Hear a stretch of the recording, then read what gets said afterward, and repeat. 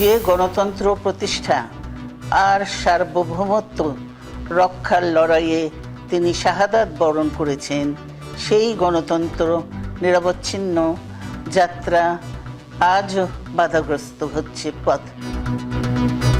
শিগগিরই দেশে গণতন্ত্র প্রতিষ্ঠা পাবে আশা বিএনপি চেয়ারপারসনের। এখনো ভোটের তারিখ না দেয়ায় দেশ অনিশ্চয়তায়, বললেন তারেক রহমান।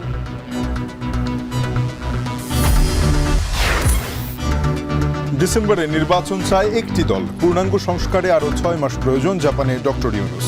1,20,000 শ্রমিক পাঠাতে সমঝোতা সই। ইশরাকের শপথ নিয়ে ইসিকে সিদ্ধান্ত নিতে বলল আপিল বিভাগ। আদেশের কপির অপেক্ষায় কমিশন, দায়িত্ব বুঝিয়ে না দিলে ফের আন্দোলন। শেষবারের মতো আহ্বান জানাবো, আপনারা অবিলম্বে আমার শপথ গ্রহণ অনুষ্ঠানের জন্য পদক্ষেপ নিন, অন্যথায় আগামীকাল থেকে ঢাকা নগরবাসীকে সাথে নিয়ে এই আন্দোলনকে আরো বেগবান করা হবে।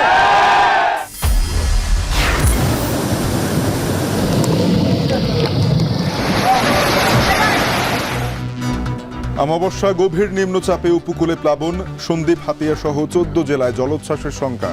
নৌপথ বন্ধ, ঢাকায় বৃষ্টি ভোগান্তি। বৃষ্টির কারণে বাসা এতক্ষণ বসেছিলাম যে একটু কমবে কমবে কমবে, কিন্তু কমার কোনো আশঙ্কা নেই। বৃহস্পতিবারের বাজার মনে করেছিলাম অনেক ভালো হইবে বেচা বিক্রি, কিন্তু এখন তো সারাদিন ঝড় বৃষ্টি।